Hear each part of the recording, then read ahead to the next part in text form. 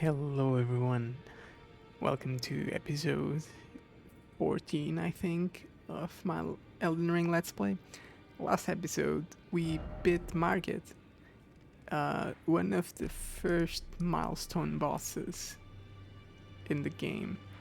Now, oh, I have my controller on my desk.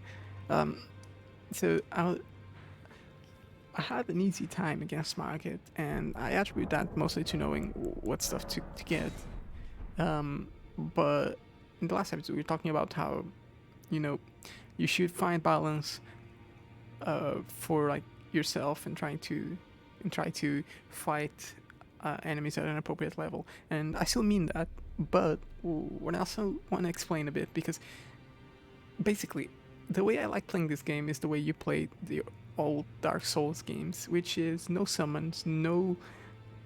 Well, and I say the way you play, I mean the way I played, the way I enjoyed playing it, which is no summons, and I'm talking about both player NPCs and Ash summons, which weren't even a thing, and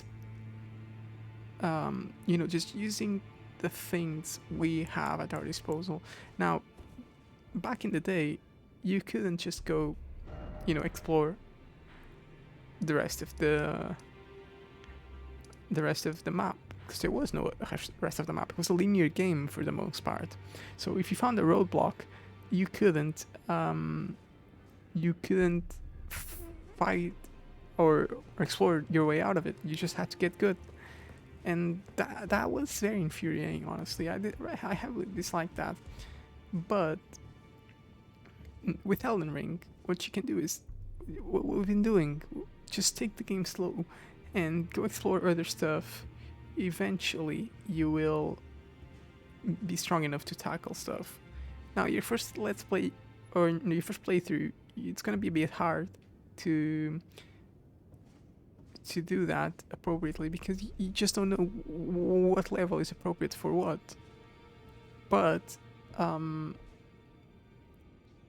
hopefully, what I want to do with this let's play is I want to tackle stuff at an appropriate level that is also easy for me, because otherwise I'm gonna be stuck at a boss for hours and I'm gonna have to edit a lot of footage down to, what I am doing, or no, sorry, not what I'm doing, for like the interesting parts of those battles.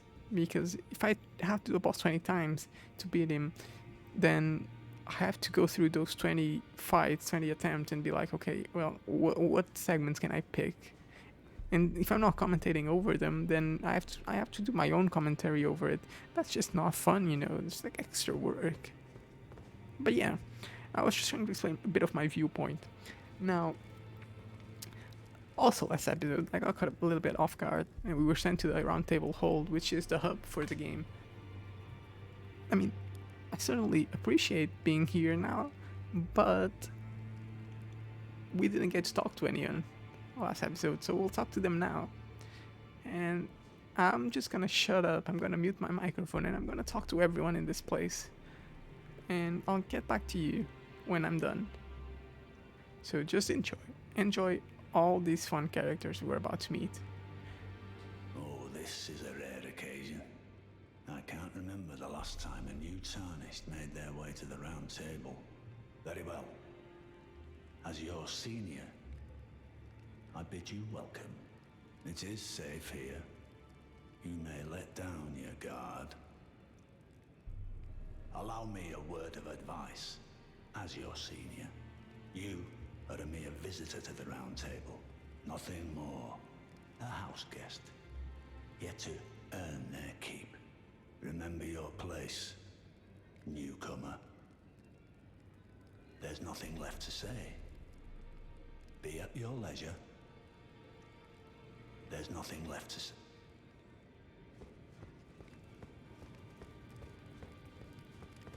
Ah, hello. You must be new here. Well, just call me Dialos. The honor of one's house holds little import in these lands. By the way, have you met a young woman named Lanya on your travels? She's my servant, but fickle as the wind.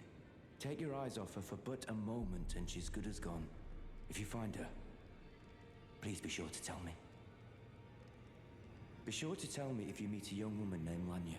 She's a servant to my house. She's been my companion since childhood. I've lost count of the number of times I've had to find her like this.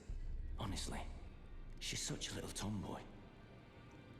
Be sure to tell me if she's a servant. She's been my companion. I've lost count of them. Honestly.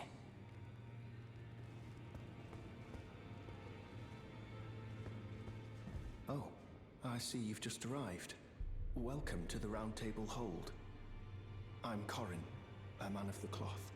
I teach incantations, the strength granted us by the Two Fingers, and explore the secrets of the Golden Order, so that one day, if a tarnished of the Round Table Hold should become Elden Lord, I might counsel them, ensuring order regains its proper form, righting rule over men. By the way, do you still see it? The guidance of grace. You do? Wonderful news. Most tarnished are blind to it these days. You are something of a rare breed. Well, what do you say? Care to learn an incantation of the Two Fingers? Yeah, so Corin here is the person that you will be talking a lot to if you're doing a faith build. A more traditional faith build.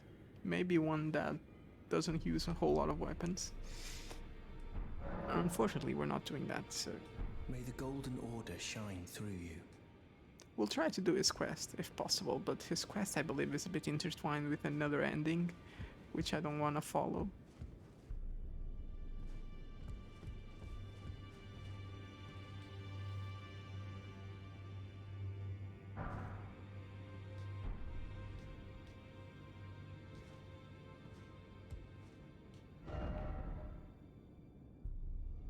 Huh.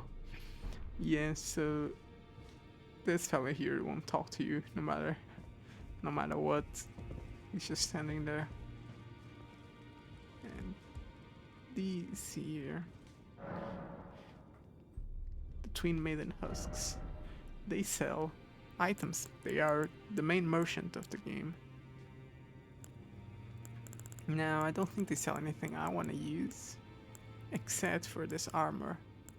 However, it's quite expensive. I think I'll have to wait till I beat a couple of bosses before I can buy it. I'll try saving up, but I might forget. It is highly likely I forget.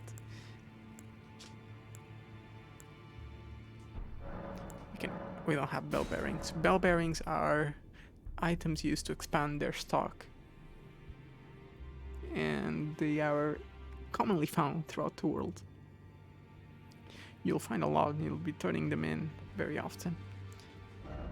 Could this be a door? Praise the message and then try door. Oh my god, that is maxed out on appraisals. God. Yeah, so you can kind of see if you look through the gap. There is something there.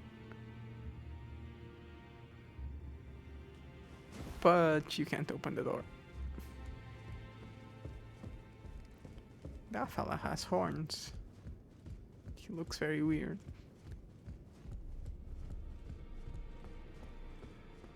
Now over here, there is another NPC. You're a new face. No matter, it's all the same. Lay out your arms. Let's get smithing. I see you've noticed the chains. Nothing special.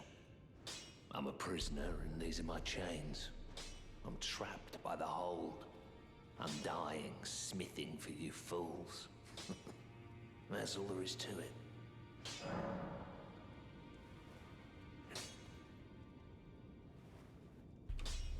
Alright.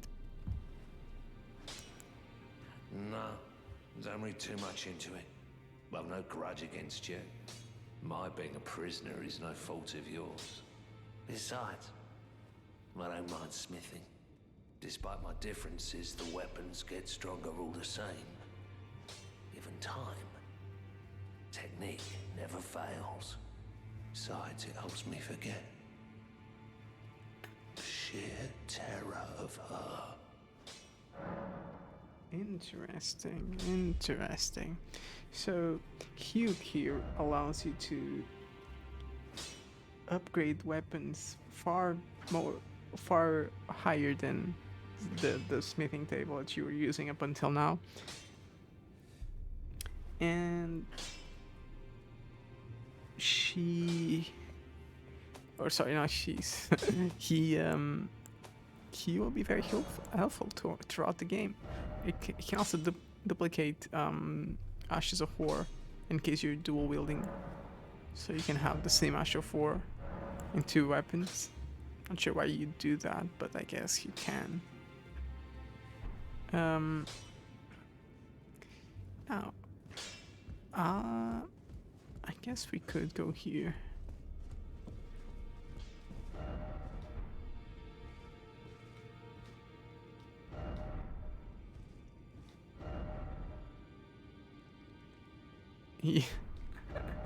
Yeah, okay.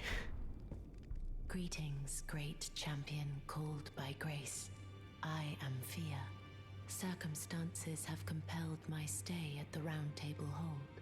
Great champion, would you allow me to hold you? But briefly, perhaps you might share with me some of your lively vigor and your stout-heartedness. Doing so will grant me the warmth of a champion, and you, I am sure, will bear a Baldakin's blessing. Do you think it vulgar, perhaps? Where I come from, it is a sacred act.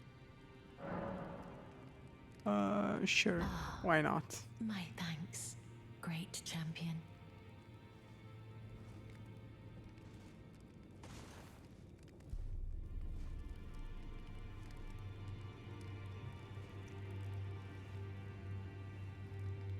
You are very warm.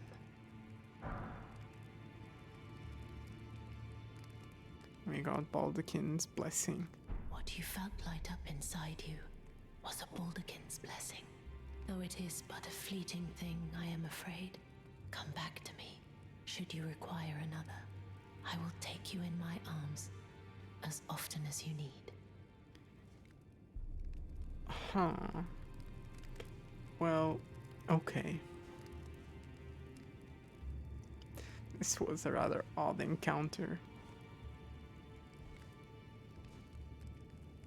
I am pleased. Would you like me? The blessing is still aflame in your breast, dear. Would you like to be held? Regardless? Then good day to you, my dear. Okay. So this is Fia, the bedside companion. I think she was called the Death Bedside Companion. And no, it's not anything lewd or anything like that. Although obviously the community does love making fun of that. Now you see that little icon up here where my mouse is. So the item she gave us, Baldakin's Blessing.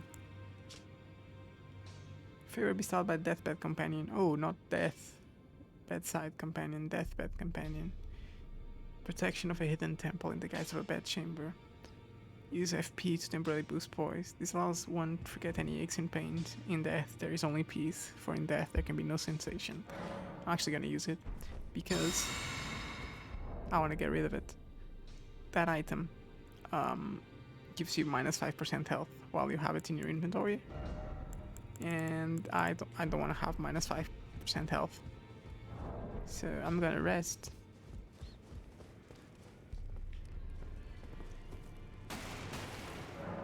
And now I'm back to my normal HP. The item is useful. It gives damage negation and poise resistance, but not really something we care about. Over here is another door, which I don't remember. Do we open it? Yeah, we do open it. Yeah, there is something that happens here. I completely forgot. Yeah, so that door will be opened eventually.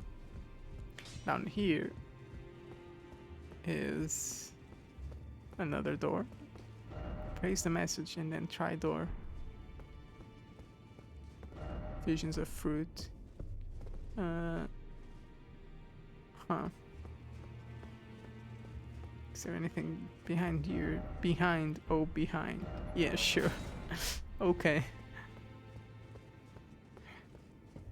Over here, there is a fog gate. How many stone swords do we have? Because I don't think there's any good items behind here that I should be wasting my stone swords on. We have quite a few to buy, but I also don't want to be using my precious runes on them. We have 4, and I know we can use 2 of them. The question is, do I want to? Okay, I think there's only 2 other locations we can use stone sword keys. Like nearby, so let's just get in here. This is another section of the Roundtable hold, and right here there is an item. The Crepus Black Key crossbow and Black Key bolts. Okay. Black crossbow featuring a long stock used for sniping. Weapon of Crepus, who served the 2 fingers from the shadows of the Roundtable as the head confessor. Okay. I don't particularly care about using a crossbow, but we have one now. And if you come here, you know, this is a kitchen area. Over here we have the Assassin's Prayer book. Also not very useful for us. But where is it? Can be given to a learned cleric to gain access to the following incantations: Assassin's Approach and Darkness. And also, didn't we get yeah, we got Cookbook 7 last episode, I think. Rainbow Stone Arrow, stanching boluses, sorry, and soft cotton. Okay. Got Missionary Cookbook 1 and 2. And we got that. I guess we can give that book to the cleric up there. Yeah, so this is the Roundtable hold, or the parts that we have unlocked. Hugh here. Well, I took you for dead. No matter, it's all the same. Lay out your arms then. Hugh here is gonna be our main friend in this hold, even though he's not very friendly himself. Oh, and also, actually, before I go there, let's talk to him. Ah, well then. That is a work of heresy. Its incantations bear no lineage from the Erd Tree. Very well. I'll take it off your hands. Yeah, so he does accept it. It's an area of darkness that conceals the caster, sounds footsteps, reduce fall damage. Now, all these spells, by the way, they have a lot of lore. I'm not gonna read all of them, but there is a lot of lore that you can get from this. May the Golden Order shine through you. Mostly from like later incantations. Those ones are pretty basic. The later ones, though, those are very important. Now, this is Gideon's office, I guess. So let's talk to him. What do you need? I have little time to spare. Oh, are you aggrieved at the notion you are but a visitant here? Then you would do well to remember the first words of grace given to you. Stand before the Elden Ring and become the Elden Lord. If those words held any meaning to you, follow the guidance of grace. Lay low the shard bearers and claim for yourself a great rune. Do so, and the doors to the Roundtable's inner chamber will open, and you will receive the wisdom of the Two Fingers. Once the wisdom of the Two Fingers becomes your own, I'll impart to you a proper welcome. As a true member of the Round Table, I have high hopes for you. I'm sick and tired of them. These namby-pamby tarnished think us no more than a shelter from the rain. We've spoken long enough. We've spoken long enough. I have matters to attend to. Alright. Well, fair enough. So we have to kill someone that has a great rune. We'll do that soon enough. So I'm gonna, before I end this episode, since I mean it's 20 minutes in, it's not like we have much to do. So what I'm planning on doing is clearing out a little bit of this area around here, like all of this.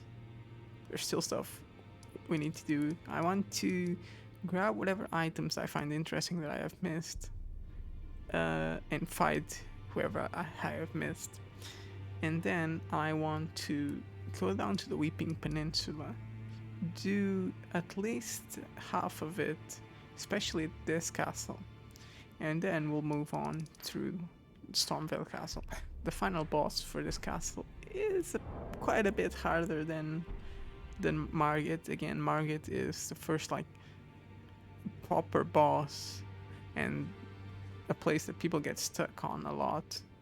But then the one after him is a bit harder, but by the time you get there, you're already like, you know how the game works, you know the curveballs it's gonna throw at you, you know how to deal with them until by exploring more, right? So I'm gonna predict that we're not high level enough to deal with him. Oh, what's that? Oh, it's for multiplayer. Oh, cool. Didn't know about that.